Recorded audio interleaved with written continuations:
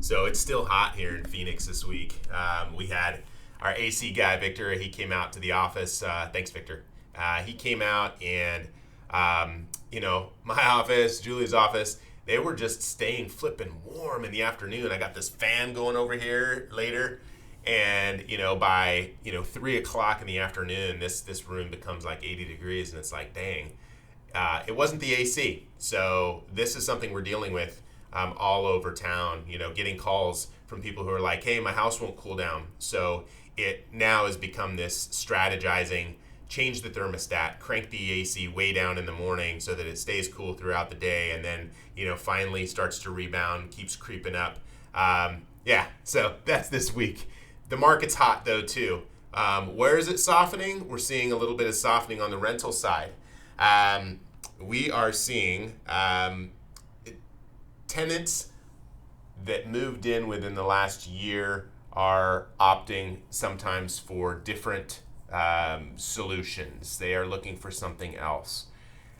That's interesting. The pricing, if you look and see what's happened, check out those Tableau charts that we have on our website. And when you're looking at pricing, grab your zip code. If your zip code is super consistent, like a lot of the outskirts, houses that were built around the same time, it's pretty easy to see what's happening in your zip codes. For those that are a little more challenging, it's even narrowing the Tableau charts down a little bit more, but still we're able to see like what's really happening in those zip codes. Overall, it looks like the prices are going up because there's so many more of these higher end properties that are hitting the MLS. But in reality, we're seeing that we are seeing price compression pretty much across the board right now on the rental side.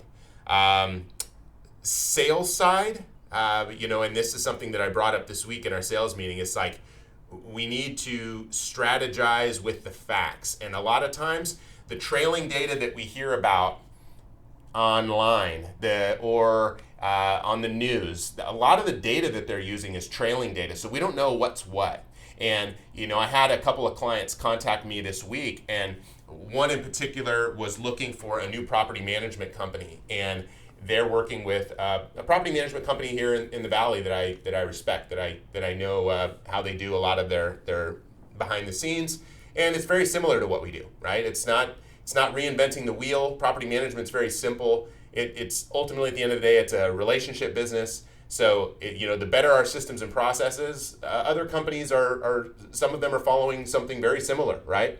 And their property had been sitting on the market for quite a while.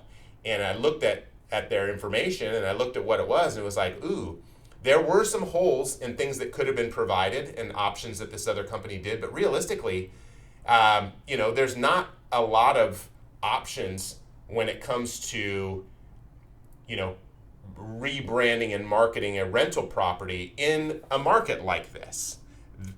They should move relatively quickly. What we're seeing in that situation was the property had been sitting on the market for 45 days. In that case, what was my solution for them? It was stay the course, encourage this other company to offer this, and this, and, come back in a few weeks if, in fact, that doesn't work out for you. But it should, right? And if it doesn't, then they better drop that price, because coming over to a company like ours, taking the time to put it back on the market, rebrand, paperwork, all of that, it's like now they're losing more time on market. And keep this in mind. Remember, as we're marketing these properties, it's not like there's all these avenues that are different for each company. We're all using the same avenues for collecting, applicants. We're using the syndication sites that push it out to Zillow and HotPads and, all of those great sites. Once you start switching it up from brokerage to brokerage, some of those sites get a little wonky, and sometimes they take a little bit longer to migrate from one company to the next. If somebody takes it down and then tries to start it up the next day, it's like, those are things we all have to be thinking about when it comes to, effectively being able to market and make these properties move. So that was an interesting, we're seeing that this week more than we have in the past. On the sales side, we are seeing, so if you look again at the charts, if you look at the first chart that we have, the active listing chart, that active listing chart shows that there is finally this bottoming out of active listings here in the market that we haven't seen since last November, right? It'd been a crazy drop in active listings. Then it, to the first of the year, then we started seeing it coming down this way. Now we're finally starting to see it bottom out. Now, if I go a little bit deeper with those Tableau charts, and I was like, okay, let me see what price point is affecting this. What's the price point that's changing this, and which ones are still going down? Because I tell you, like, if you're looking at $200,000 properties, there's not many actives. It's a market that looks like this, but it's still on the trajectory of down because that's the stuff that's selling.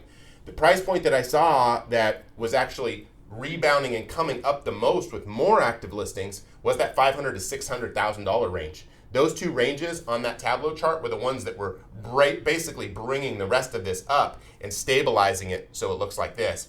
It's going to be interesting to see what happens over the next couple of months with those price points and where that's sitting. Why is it that $500,000 to $600,000 properties are the ones that are coming back on the market right now? Is it because of the timing, the seasonality?